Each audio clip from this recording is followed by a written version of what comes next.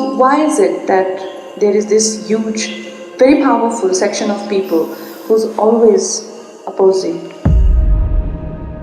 Why we are always accused of damaging the forest is because those who are hunting, those who are poaching, they turned it against us. Some of them are writing, he's an nincompoop, he's a nitwit. This is good for me, very good for me.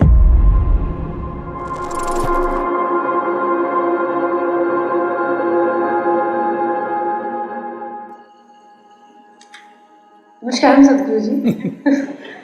I want to ask you that I see, when you work and you do so much for everyone, I want to know why you or other people also I know who are, like much needed in the world.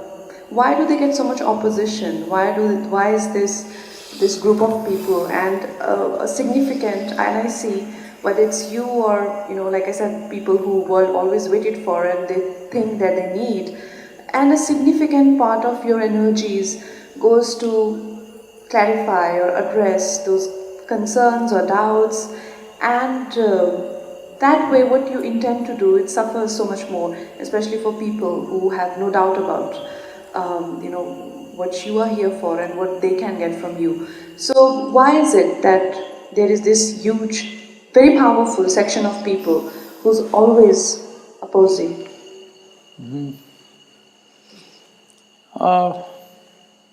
Don't go by the noise that they make on the Twitter. They're making so much noise on the Twitter means it's little birdie, because they have no footprint on the ground, they have no substance. All they have is full-time on social media platforms, particularly Twitter. Here we've left tweeting to the birds, because they must tweet. So, we should not overestimate them, but at the same time, can we ignore them? No.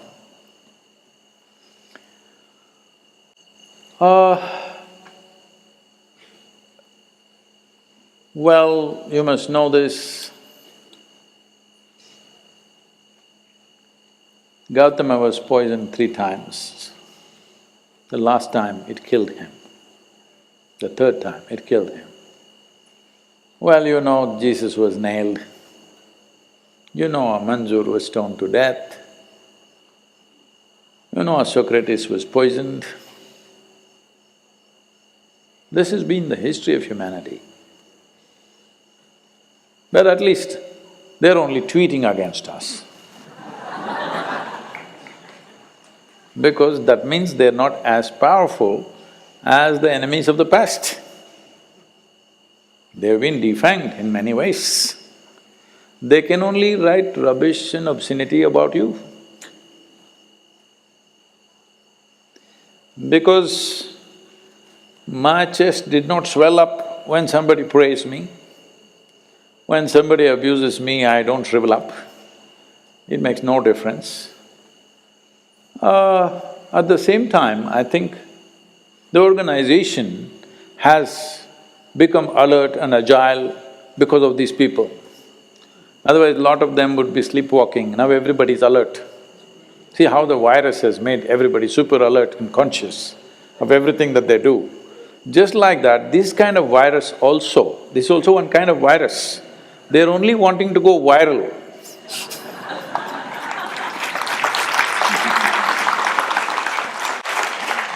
Because they don't do anything of substance in their life, their only joy is for a few minutes in the day they went viral somewhere about something, because they said something shocking or obscene or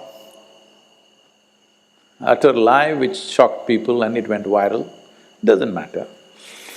All I'm saying is, my only concern is this, that today, for the first time in the history of humanity, we have tools with which we can reach the entire human population. I want you to imagine when a Gautam Buddha came, or even when Adi Yogi came, how many people could they talk to? They walked from village to village, village to village, village to village, to talk to 5 people, 10 people. That's all. I'm telling you, I was at the Mahatma Gandhi's Sabarmati ashram. I was always so intrigued by this salt satyagraha, you know. What a brilliant idea. Just salt. Just going and picking up a fistful of salt changed the whole national movement in a certain direction, which led to various things which are now history. I asked them at the ashram, how many people walked with him? Though I've lived in this country and I'm reasonably okay with history, in spite of that, I did not know, I thought thousands of people must have walked. When I asked them, they said 72 people walked with him. Can you believe it? 72 people. With 72 people, he changed the trajectory of India's freedom struggle. 72 people.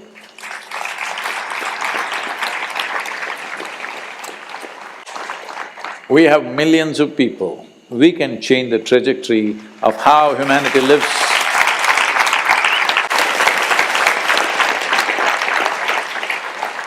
So this is the very first time many great beings have come, but they were hugely handicapped without any technology to speak to the world. They had to physically go from place to place. Who they may be big today in the human consciousness, that has happened over hundreds of years or thousands of years. During their time, most people of that time who lived on this planet were not even aware such people existed. When Adi Yogi walked, do you think anybody knew such a great being? When a Krishna was fighting wars up there in Uttar Pradesh, you think South Indian people even knew about it?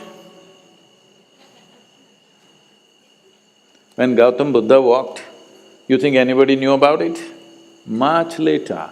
When Jesus was there, you think anybody in America or South America or Australia, now everywhere there are churches, did anybody know about it? Hardly 12 people, all right? In that, one of them freaked. That way, we cannot complain, we're doing too well.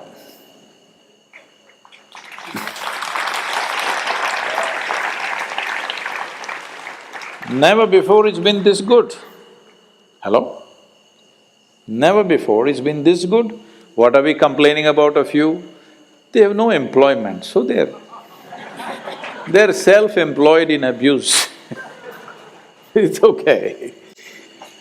But they're not just leaving it at abuse, they're trying to hit wherever it hurts most. Not me, they can't hurt me, they'll hurt the work at various places. But it's okay. I think if you keep the throttle on, these kind of things will fall off.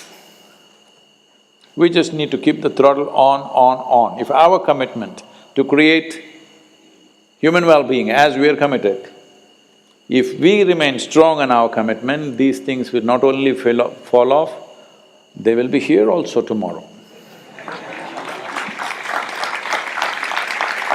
And I'm telling you, in Tamil Nadu, in late 90s, certain sections of media who started campaigns against us. Our struggle started because we tried to stop a few things that were happening in the forests. Why we are always accused of damaging the forests is because those who are hunting, those who are poaching, those who are cutting sandalwood trees, we made efforts to stop them, so they turned it against us and said, these people are just cutting the forests. And even now it sticks. Maybe a small percentage of population still believes that we could have done it. They keep commenting here and there. They say, oh, he cut all the forests, now he is planting trees. Because we stopped them, Because they were having a free run, when we came and established ourselves here, we became a big sore point for them. We were the big trouble because this was the only road available for them to go into the jungle and do whatever they were doing. So, they're not able to eat venison, they're not able to eat buffalo meat, they're not able to hunt, they're not able to… wild war. They're missing all that. And of course, the sandalwood and those who were clearing trees and cultivating marijuana up there, all of them we stopped. Because of that, 25 years later, still it is going on, that we have destroyed thousands of acres of forest. Well, you ask any forest official who's working in the area, is forest doing better because of us or worse because of us? You can just ask anybody. And you can ask any village person out here, people who have lived here for long enough, they know everything has become safe and secure because of us. So because of that, they're going on about that. Everything that you can accuse a man of, a man can do and cannot do, they accuse. These days, they're also trying to give a commentary on my quotes and my talks and everything, how stupid I am and that is good. This is a good angle they've taken, I'm very much excited about this angle. Because some of them are writing, he's an nincompoop, he's a nitwit, this is good for me, very good for me. You don't understand how, because there is a certain thing to it, it's good. These accusations of forest and killing elephants, all this they have stopped because it's not flying. All government agencies have put out what is the information. So they know they can't go on saying that, now they're stopping that and talking about how foolish and stupid I am. That's a good advertisement for me. That's very good. So at the same time, we should not, like virus. Virus is okay, we don't want it to get into our nostrils. So we must keep them little away. That we should always take care. There's no problem about that, we should take care of that. A certain amount of energy and time is expended on this, unfortunately. But what to do, that's part of living in the world. There was a great Kannada sage called Basava.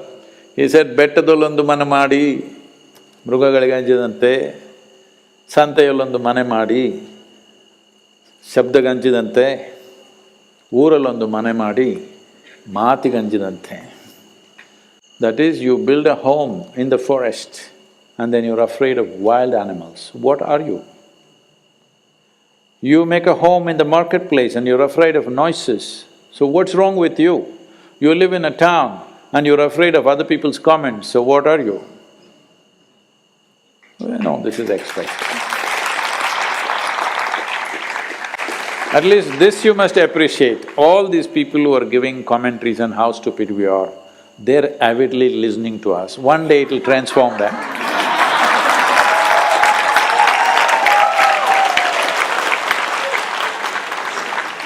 So they're listening, this is nice.